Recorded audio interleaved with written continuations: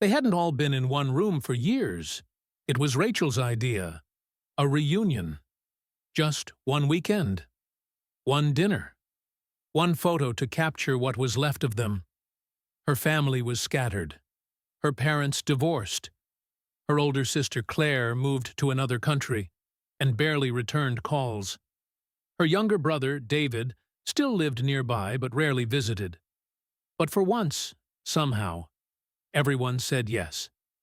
They came to the old house, the one where they grew up. Dusty.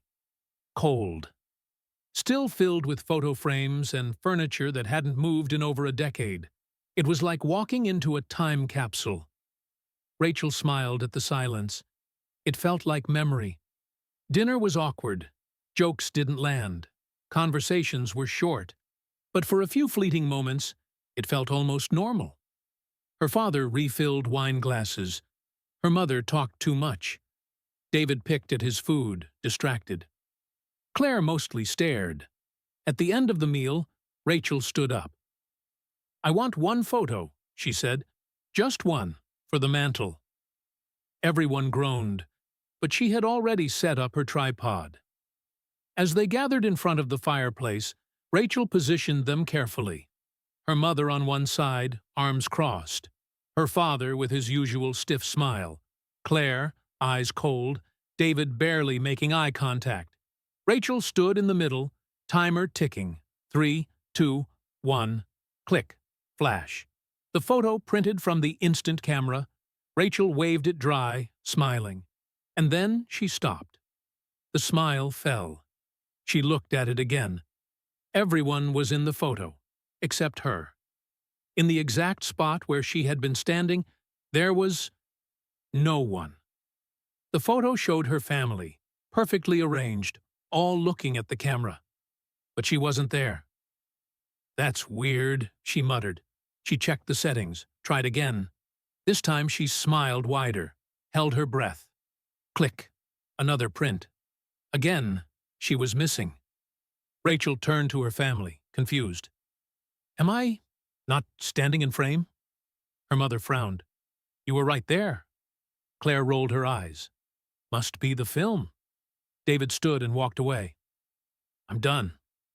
Rachel tried one more time. Click. Again. Everyone but her. But this time, someone else appeared. A man. He was standing behind her family, tall, thin, barely in frame, wearing a coat, his face blurred. Rachel spun around. No one there.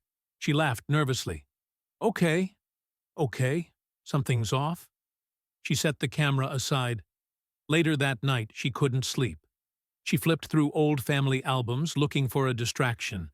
Years of birthdays, Christmases, vacations. Then she noticed something. She wasn't in any of them. Not one. In photo after photo, her parents smiled with David and Claire. Her childhood bedroom, her toys in the background, her voice on old videos. But her image? Gone. She raced downstairs, pulled out her mother's photo box, found the oldest pictures, hospital photos, baby albums. There was one photo labeled Rachel Day 1. It showed a blanket, a crib, no baby. She felt the cold ripple down her spine. She ran to her mother's room. "Mom, where are my photos?" Her mother stirred. "What are you talking about?" "My baby pictures, birthday pictures. I'm not in any of them." Her mother frowned. "Of course you are. I've seen them." "Then show me one," Rachel snapped. Her mother sighed, went to her bookshelf, pulled out an album, flipped to the marked page. It was labeled Rachel, age 5, a family photo. Her dad, Claire, David, her mom, and the same tall man from earlier. Again, no Rachel. Her mother's face twisted in confusion. "That's strange," she whispered. "You were there. I remember taking this." Rachel's heart pounded. "Who is that man?" Her mother didn't answer. Rachel took the photo, scanned it under the light. The man's face was still blurred, but this time he was closer, almost in the group. She flipped to the next page. Another photo. Now the man stood behind Claire, and his face was clearer. Still blurry, but familiar. Too familiar. He looked like their old neighbor, the one who disappeared when she was a kid, the one she barely remembered. Except for one thing.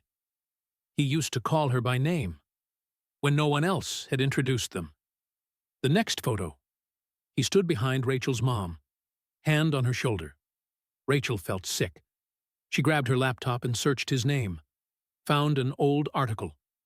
Man found dead in 2001. No next of kin. The date chilled her. That was the year her photos stopped.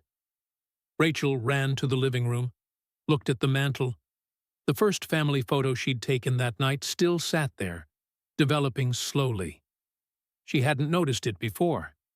Now the man was behind her dad, his face fully visible. And it wasn't the neighbor. It was her brother, David, older, thinner, eyes hollow. Rachel blinked, looked down the hall. His door was closed. She crept toward it, opened it quietly. The room was empty. No suitcase, no phone, no signs of anyone sleeping there. She turned on the light. Photos covered the wall, all of her, each one marked with a red X. In the center, a blown-up print of their family, a version she never took. In this one, she was visible, standing next to David. Only this time, everyone else was gone.